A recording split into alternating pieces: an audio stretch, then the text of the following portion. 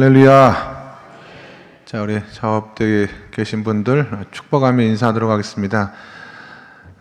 잘 오셨습니다. 은혜 많이 받으시는 밤 되길 바랍니다. 이렇게 한번 인사해 주시면 감사하겠습니다. 잘 오셨습니다.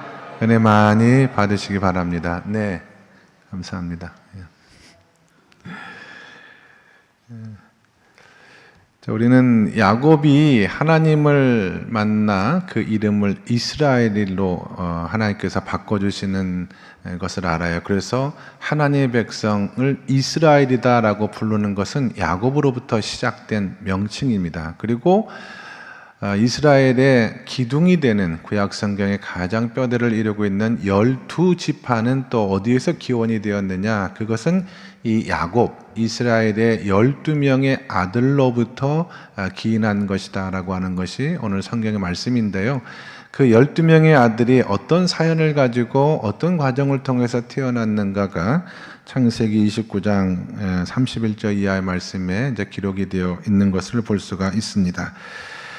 먼저 전체적으로 이 두 가지를 먼저 생각해 볼 건데요. 하나는 이 12명의 아들, 이 12지파를 이루었던 이 어머니들이 한 명이 아니라 4명이라는 사실에 우리가 조금 적지 않은 놀라움을 갖게 되죠. 그리고 이분들이 이렇게 모든 것이 부족함이 없는 이런 그런 형편에 있었던 것이 아니라 상당히 결핍이 많았던 그런 여인들을 통해서 12명의 아들들이 태어나는 것을 볼 수가 있습니다.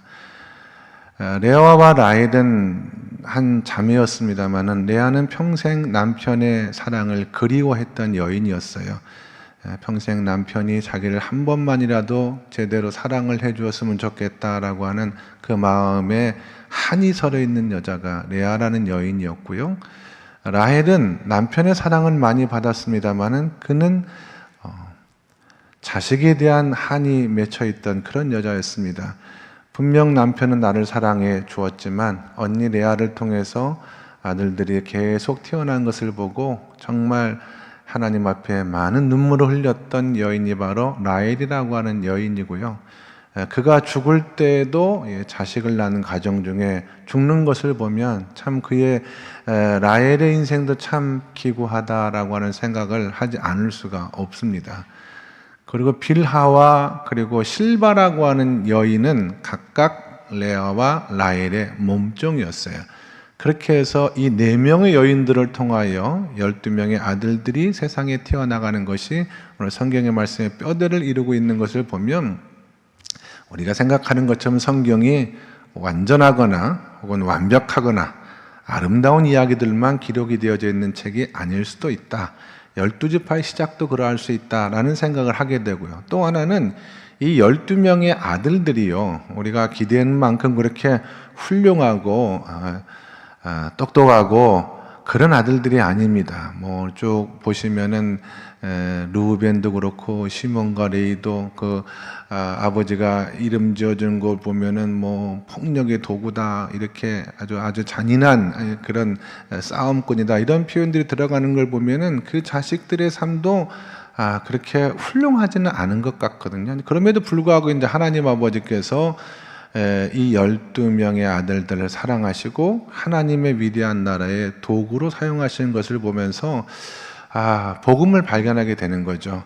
우리가 출신과 그리고 형편과 처지가 비록 부족하고 남들 앞에 내세울 것이 없었음에도 불구하고 하나님은 그와 같은 것들, 우리의 출신을 보는 것이 아니라 하나님의 축복 주시기로 한 약속을 주시고 그 약속을 붙드는 자들에게는 하나님께서 놀라운 사랑과 은혜를 베풀어 주신다라고 하는 이 복음의 놀라운 은혜를 우리가 12명의 이 아들들의 이야기를 통해서 발견할 수가 있다라고 하는 것입니다.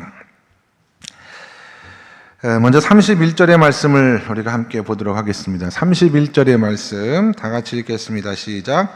여호와께서 레아가 사랑받지 못함을 보시고 그의 태를 여섰으나 라헬은 자녀가 없었더라. 아멘.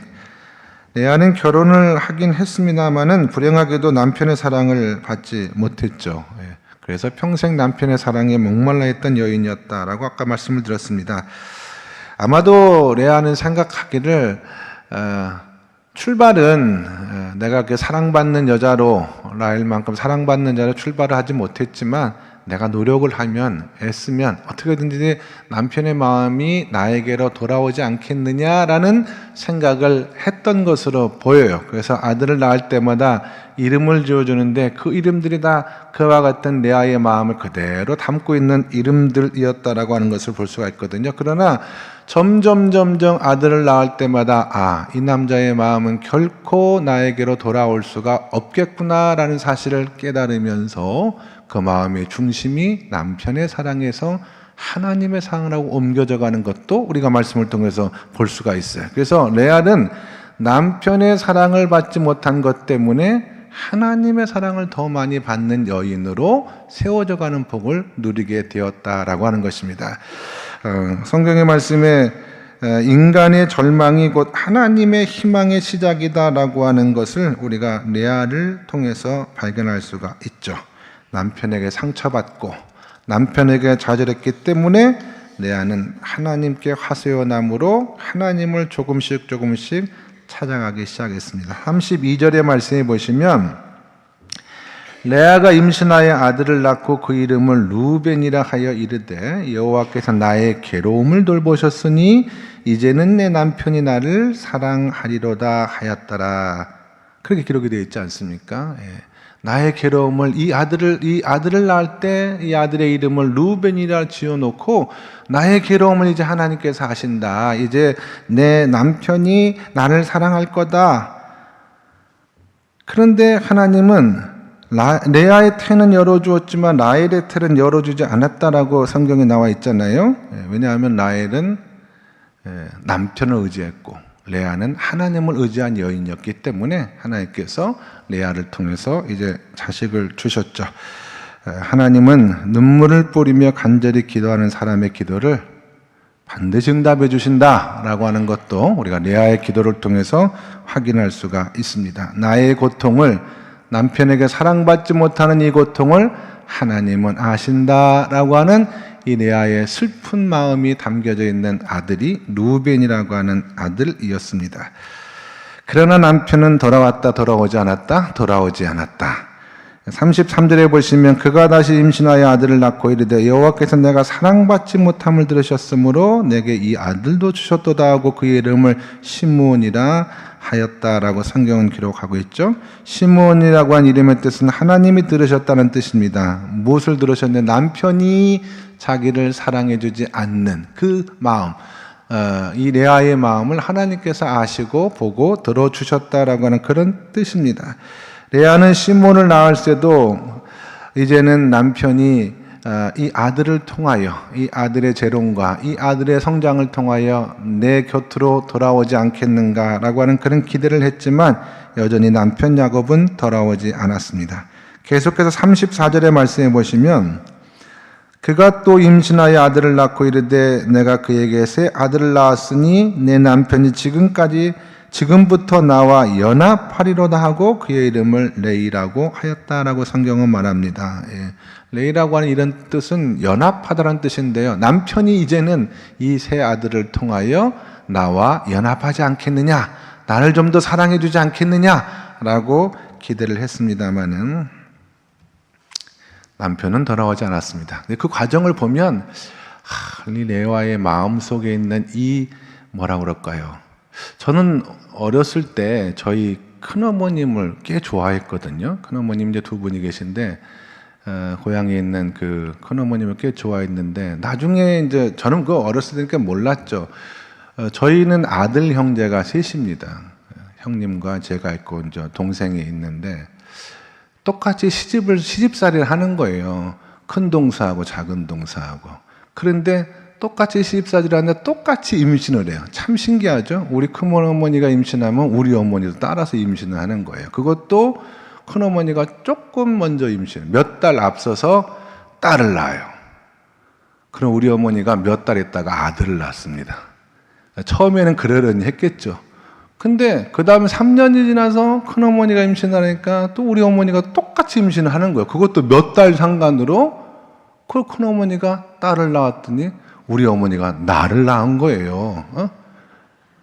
그리고 2년이 지나가지고 또 큰어머니와 큰동서와 작은동서가 또 임신을 했는데 큰어머니는 또 아들을 낳았다 딸을 낳았다 딸을 낳고 우리 엄마는 아들 낳았다 딸 낳았다.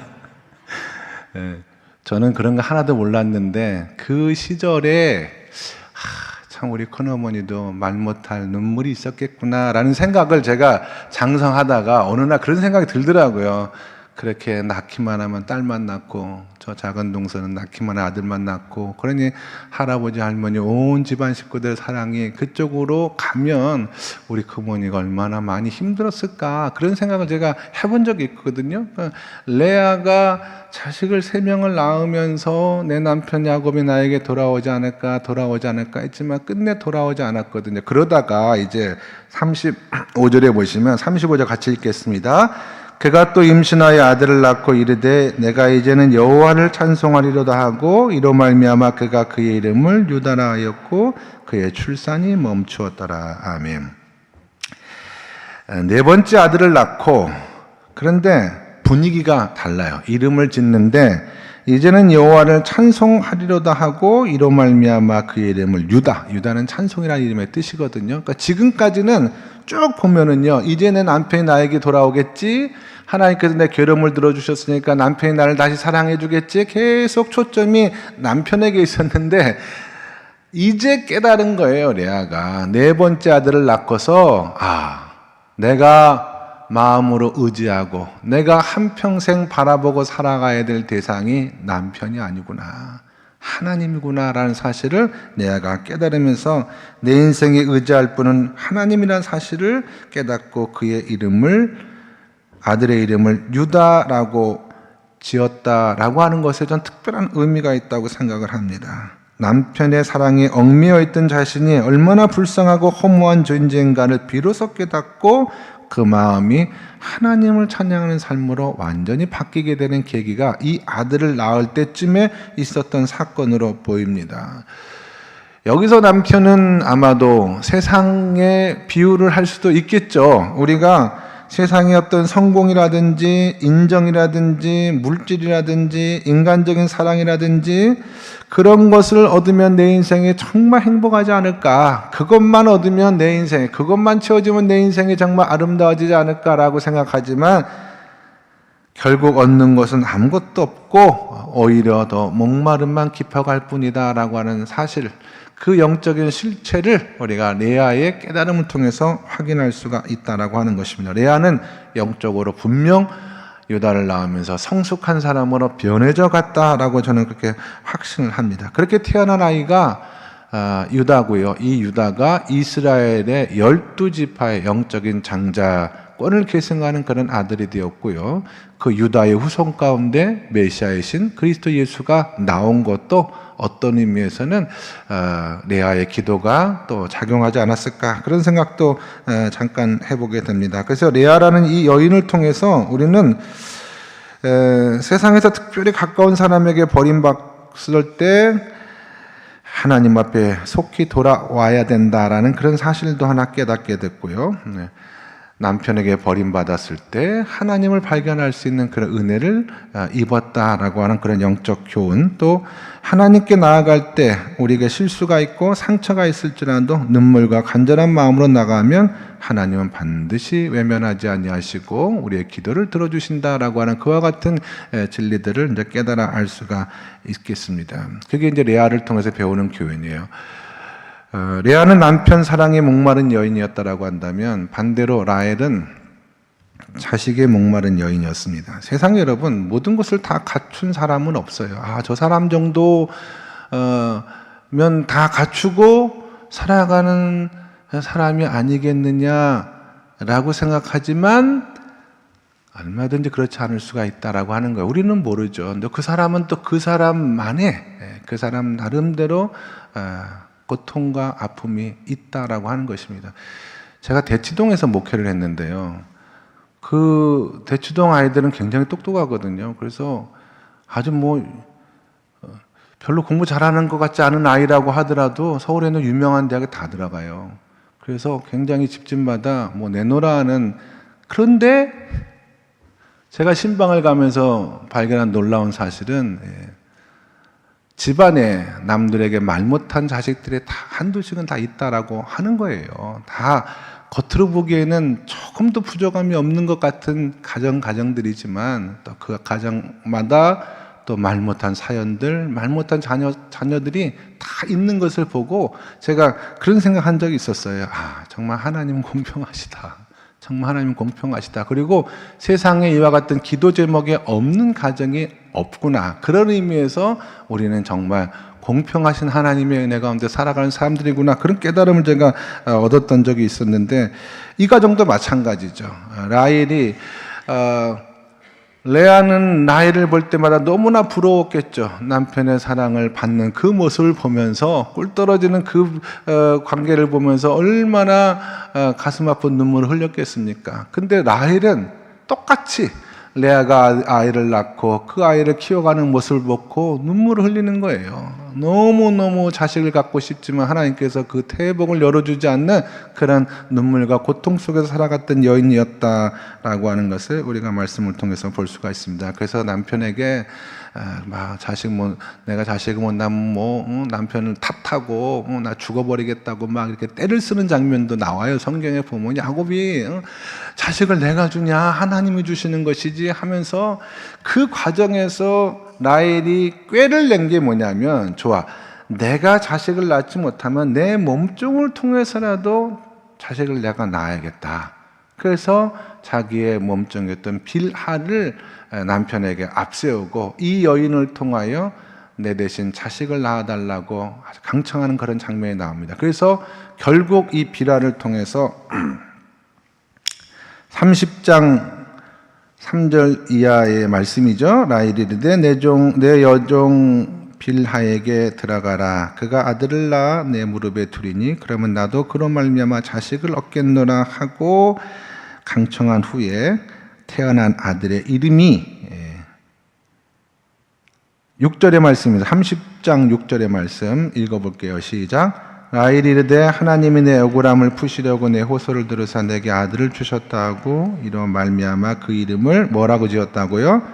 단이라고 지었다 했습니다. 억울함을 풀어주셨다라고 하는 그런 의미의 말씀입니다. 사실은 이 아들이 태어난 동기는 질투입니다. 언니 아들들을 너무너무 부러워하고 언니를 너무너무 부러워하고 그것이 질투의 감정으로 마음속에 있다가 결국 이 아들을 낳게 되어서 단이 야곱이 12명의 아들 가운데 질투심이 가장 강해요. 그래서 성경의 말씀해 보시면 나중에 창세기 49장에 야곱이 이 단에 대해서 단은 이스라엘의 한 지파같이 그의 백성을 심판하는데 단은 길섭의 뱀이요 새길의 독사다 이런 표현을 하면서 예언하는 말씀이 나오거든요. 그러니까 단이 태어난 환경과 조건 속에서 그 질투가 극에 달했을 때 태어났기 때문에 질투하는 아들로 태어났다라고 하는 것 저는 이해가 돼요. 이해가 됩니다. 단은 그렇게 태어난 아들이었고 이 단지파에서 유명한 사람이 삼손이었고요. 나중에 단지파는 우상을 섬기는 지파가 되었으며 요한계시록에 14만 4천 명 가운데 단지파 소속은 한 명도 없어요. 그러니까 하나님 앞에 어떤 의미에서는 영적으로 버림받은 그런 지파가 되었던 것이 바로 단지파의 운명이라고 할까요? 그 출생의 비밀이 바로 거기에 있기 때문에 그렇습니다. 단이 태어났지만 라헬의 분노와 질투심은 가라앉지 않고요. 다시 한번 남편과 그의 몸종을 부추겨서 아들을 하나 더 낳습니다.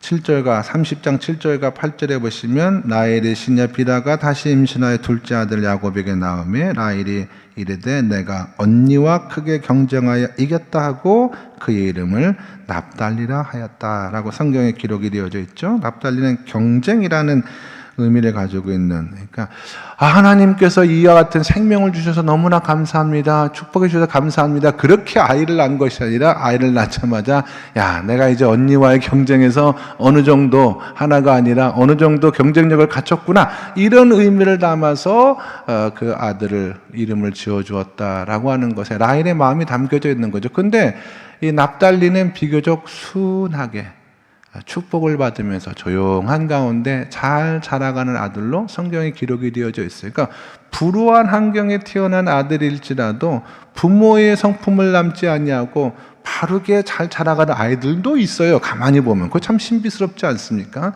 납달리는 엄마와 또 그런 환경 속에서 엄마가 자기를 낳고 내가 경쟁에서 이겼다 이렇게 이름을 주었지만 경쟁할 마음은 없었고요. 조용히 자기 역할들을 감당하면서 12지파 가운데 굉장히 중요한 역할을 감당하는 그런 아들로 자라간 것으로 성경은 기록을 하고 있는 것을 볼 수가 있습니다. 그러나 레아가 가만히 보니까 자기는 네 번째 아들 유다를 낳고 출산이 끊어졌는데 자기 동생 라헬이 몸종을 통해서 아들을 낳는 것을 보고, 지금까지 이 집안의 아들은 자기만 낳았거든요. 근데 라헬의 몸종이 비라를 통해서 아들 둘이 생기는 것을 보고 자기도 같은 방법을 쓰는 거예요. 그래서 자기도 자기 몸종을 야곱에게 보내서 그로 하여금 아들을 대신 낳게 하는 그런 방법을 사용하게 됩니다. 9절에 보시면 레아가 자기의 출산이 멈춤을 보고 그의 시녀 실바를 데려다가 야곱에게 주어 아내로 삼게 하였더니 레아의 시녀 실바가 야곱에게서 아들을 낳음에 레아가 이르되 복되도 하고 그의 이름을 가시라고 하였다라고 성경에 기록이 되어져 있죠. 가시라고 하는 아들은 그렇게 태어났습니다. 그래서 그런지 아까 단이라고 하는 아들이 굉장히 싸움꾼 기질이 강하다고 그랬잖아요. 가시라고 하는 아들도 그와 같은 환경에서 태어나서 그런지 굉장히 싸움을 잘하는 지파로 성경의 기록, 역대상에 보면은 이스라엘 12지파 가운데 가장 싸움 잘하는 지파가 루벤 지파하고 므낫세 반 지파하고 갓 지파거든요. 굉장히 용맹하고 싸움을 잘하는 이런 경쟁적인 분위기에서 태어나서 아마 그렇게 된 것이 아닌가 싶고요. 그 다음에 레아의 몸종 실바는 갓뿐만 아니라 야곱에게서 또 다른 아들을 낳는데 그의 아들의 이름은 아셀입니다. 12절과 13절에 보시면 창세기 30장 11절과 13절 한번 읽을게요. 시작. 레아의 시녀 실바가 둘째 아들을 야곱에게 낳음에 레아가 이르되 기쁘도다, 모든 딸들이 나를 기쁜 자라 하리로다 하고 그의 이름을 아셀이라 지었습니다. 아셀도 굉장히 무난한 가운데 하나님의 복을 받으면서 자라가는 그런 아들로 성경에 기록이 되어져 있는 것을 볼 수가 있어요. 그러니까 납달리와 아셀이 그와 비슷한 성품을 가지고 있고 단과 갓은 또 비슷한 성품을 가지고 있는 참 재미난 그런 모습을 볼 수가 있겠죠.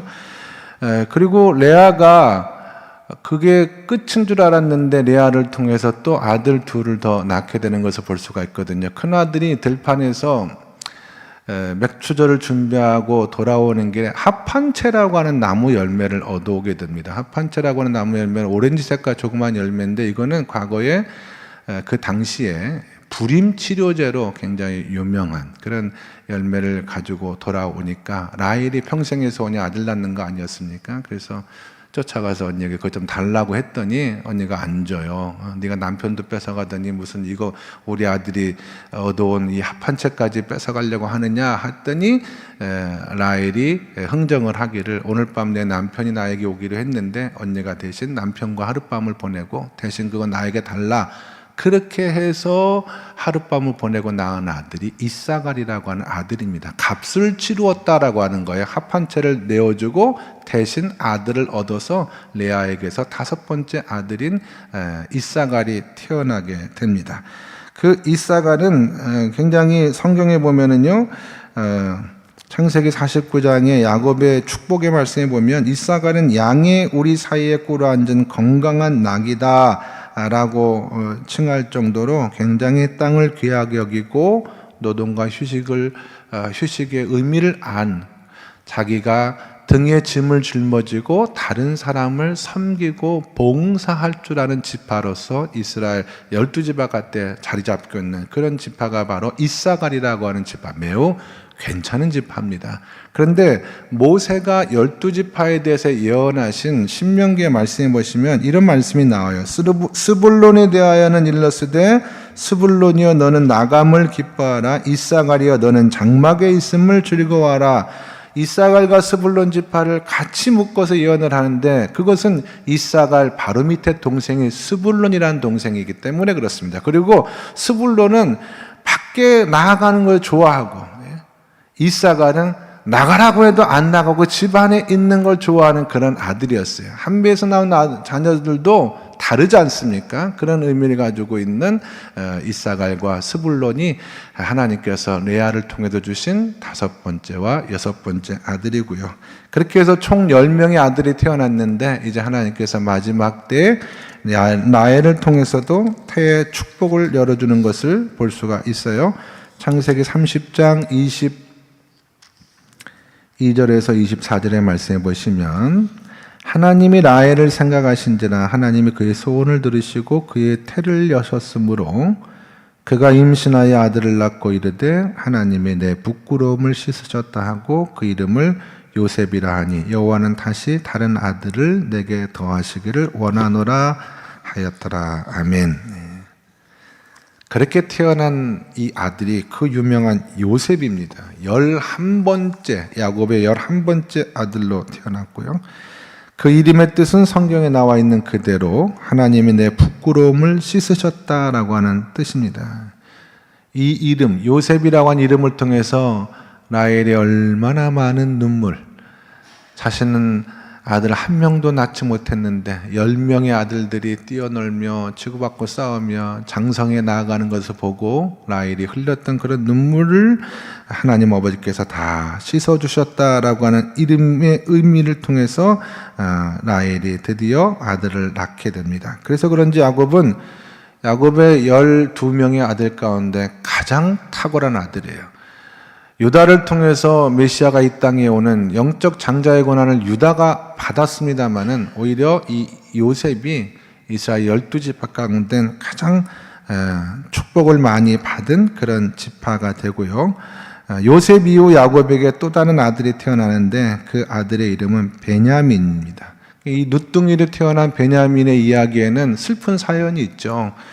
창세기 35장에 보시면 그런 얘기가 있어요. 베델을 떠나서 그들이 베들레헴이라고 하는 곳에 갈 때 라헬이 해산하게 되어 심히 고생하여 난산하다가 죽거든요.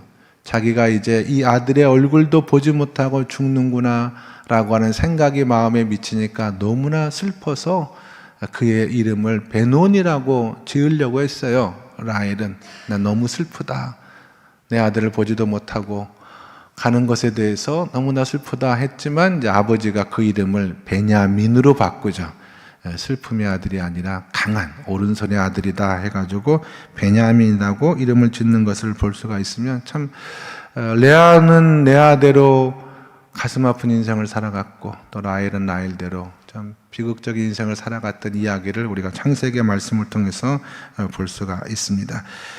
베들레헴에서는 베냐민만 태어난 것이 아니죠. 다윗도 베들레헴에서 태어났고 또 예수님도 베들레헴에서 태어났고 베냐민 지파 가운데에는 사울 왕이 있고요. 그 다음에 에스더서에 나오는 에스더와 모르드게가 다 베냐민 지파, 또 신약 성경에 넘어가면은 사도 바울이 베냐민 출신이다라고 성경에 기록이 되어져 있는 것을 볼 수가 있습니다. 그래서 12명의 아들을 통해서 12지파가 되는데 우리가 알고 있는 내용하고 조금 다른 부분이 있죠. 그것은 요셉 지파는 없고요. 요셉의 두 아들이었던 므낫세와 에브라임이 요셉은 두 몫의 복을 받았기 때문에 에브라임과 므낫세가 12지파에 추가가 됩니다. 그럼 13지파가 되는 거 아니냐? 아닙니다. 레위 지파는 빠져요. 레위 지파는 빠져서 12지파 곳곳마다 제사장의 직임을 감당하는 하나님의 종의 지파로 분산이 되었기 때문에 이스라엘은 12지파로 완성이 되는 것을 볼 수가 있습니다.